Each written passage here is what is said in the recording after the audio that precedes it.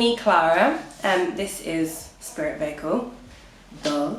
If you haven't already, don't forget to subscribe so that you don't miss any of my lovely videos.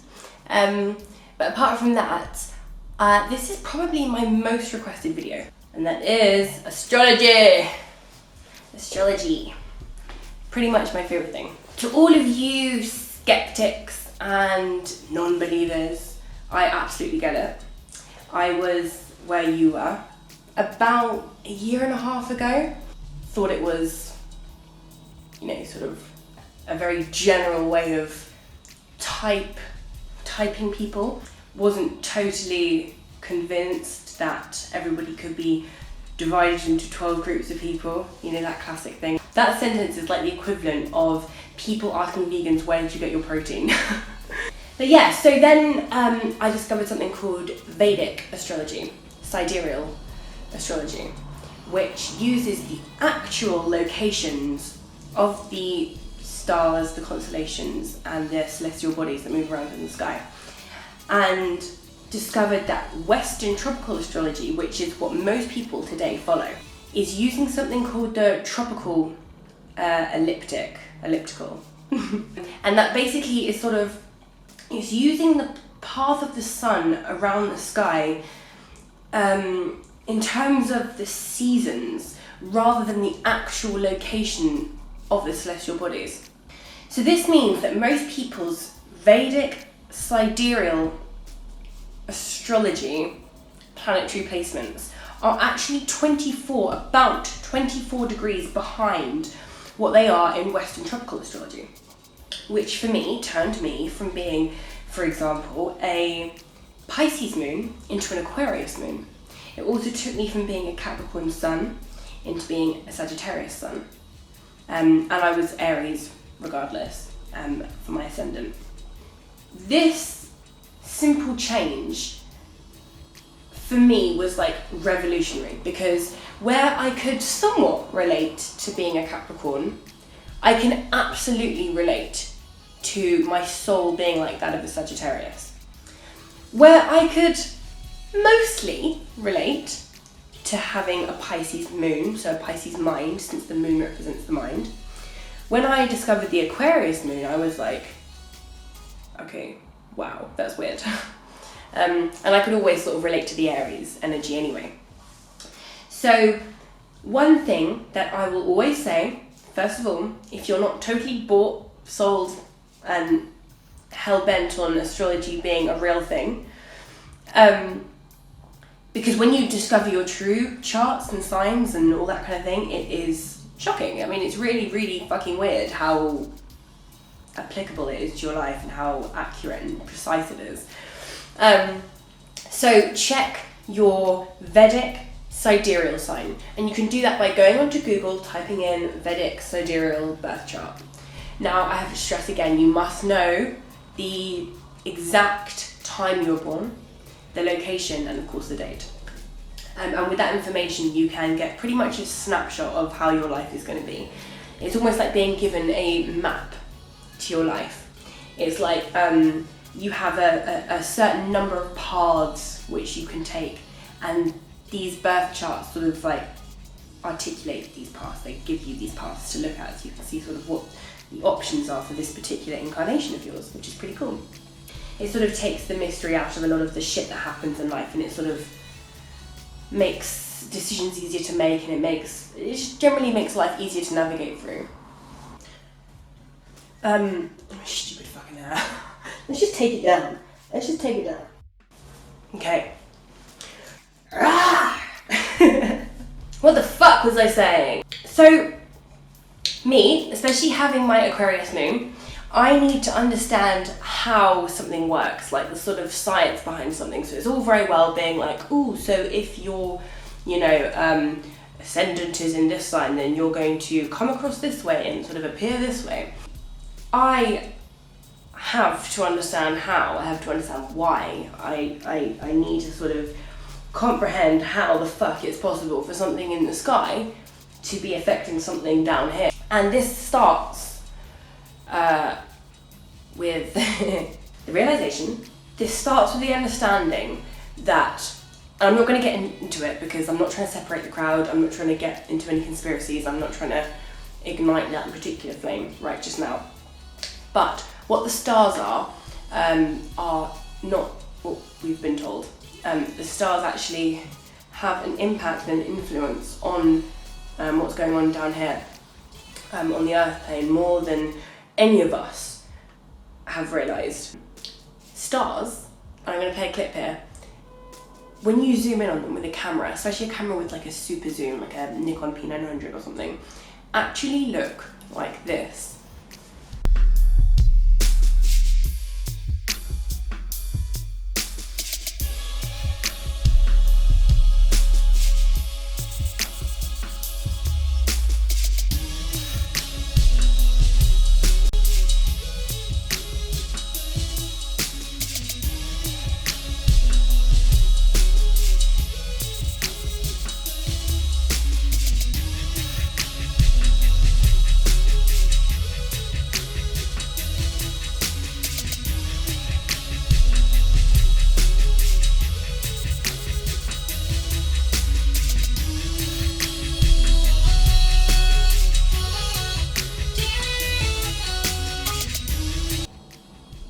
Isn't that nuts?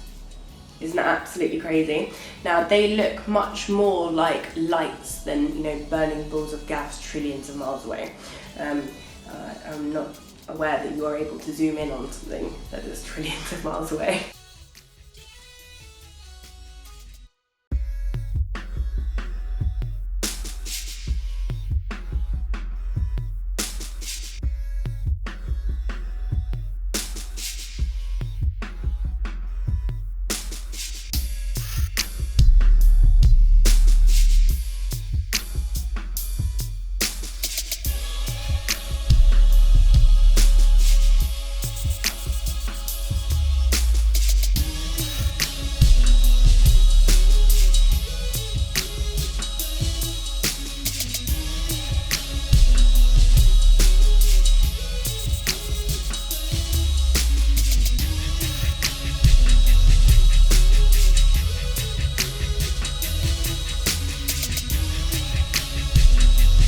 So this calls into question what exactly the stars are and what these heavenly bodies are.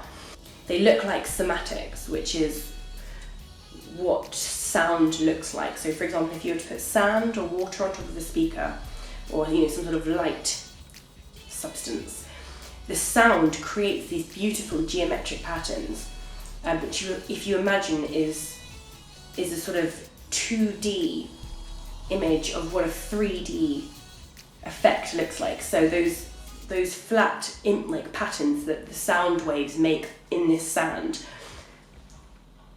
if you were to imagine that it was making that full 3D image in the air around you, if you know what I mean, you start to understand that sound is an extremely powerful energy. And what these stars look like is as if sound was being passed through some sort of liquid or something. There's also something called sonoluminescence, which is where a sound frequency wave is passed through an air bubble in water and it explodes and it looks just like a star. I'll play a clip here now so that you guys can see that properly. This star in a jar is made when a sound wave is passed through a small bubble inside a flask of liquid. And this sound wave makes the bubble do something remarkable. First it expands, then it collapses. And this collapse happens so violently that vapor molecules trapped inside the bubble slam together and heat up so much that the bubble gives off an incredible burst of heat and light, several thousand times a second, giving the appearance of a star.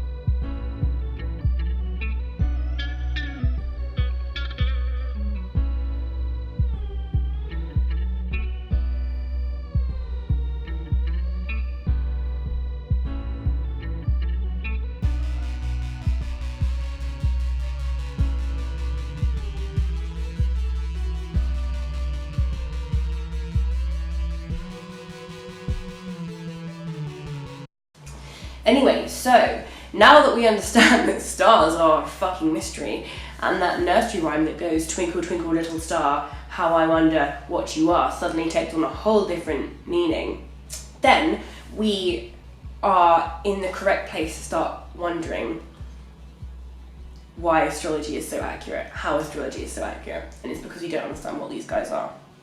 I will definitely do a video that is about all of the signs, so that you guys can watch it and see how it works for you, how accurate it is for you. I'll give a little bit of advice and, sort of talk more in depth about each sign, how that will affect you, how to work with that, etc, etc.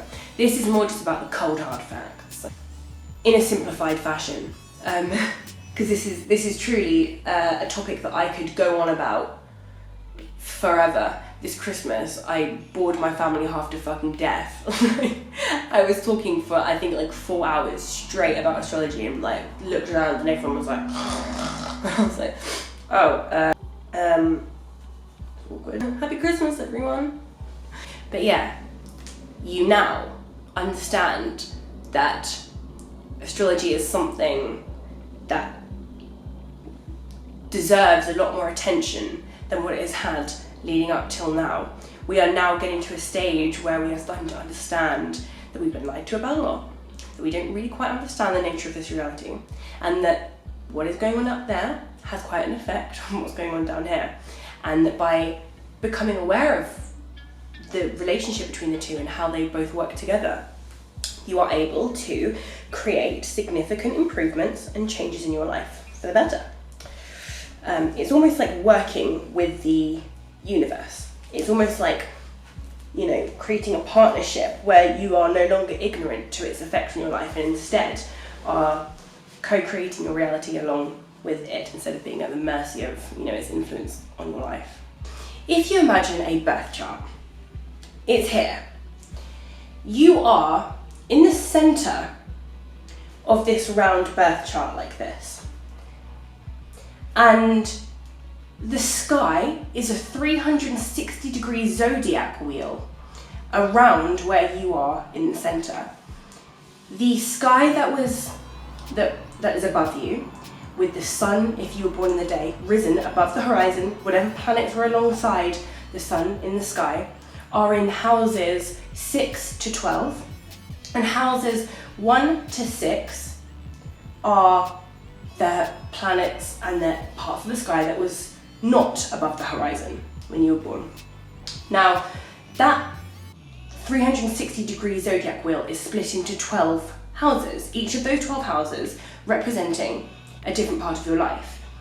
Each planet, which is traveling around that zodiac wheel, each planet has a different energy, which will then activate a particular part of your chart in whatever particular house it's in, thus adding that planet or celestial body's energy to that particular area of your life. So for example, your 12th house is to do with your spirituality. It's also to do with your undoing. It's also to do with your hidden parts of your life, your subconscious or whatever. So whatever sign is in that house will sort of set the tone for that part of your life. Whatever planet is in that house or aspecting that house, so creating an impact or an influence on that house by being situated around the zodiac wheel in a place where its energies are looking at that particular house, will decide what energy runs through that house. Also, as I said about aspects, that's a very important part of astrology, is where the other planets situated in whatever house they're in, how they are all interplaying and how they're all interconnected and how they're all impacting each other creates your life, creates your personality, creates the situations that will arrive in your house. It describes the people in your life. It describes the jobs you are drawn towards. It describes how, some people will find their undoing.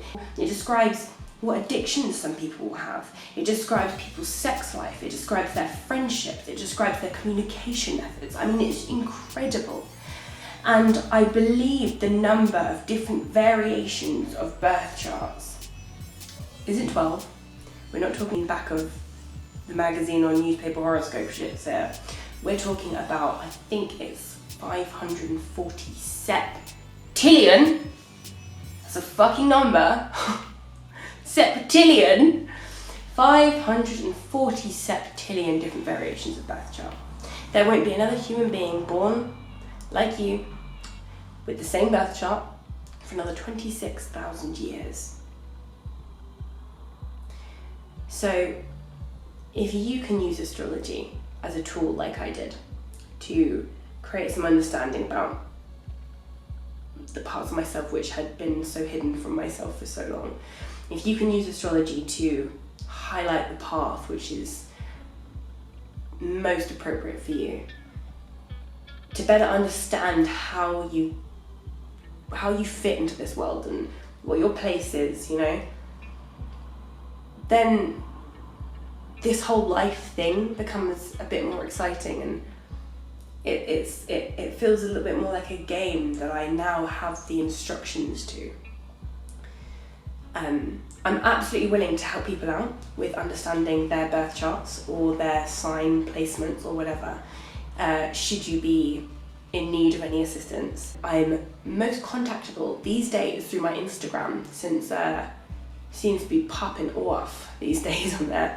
So just hit me up on there, and it'd be my pleasure to assist you. I hope this video has shed some light on the mystery that has been astrology to most people. It is an absolutely magical thing. It highlights the beautiful workings of our universe and how everything is, I hate to say it, but it feels designed. It's definitely divine, whatever it is. And you are an expression of these celestial bodies. You are the product of the stars. That's pretty fucking cool. So yeah, good luck, enjoy. Subscribe if you want. It's your life, it's up to you. But it'd be my pleasure to have you as a subscriber. And yeah, I'll be back soon. Big love. I love you lot, as always. Thank you for the support, the increased love that I'm feeling from you all. And yeah, peace.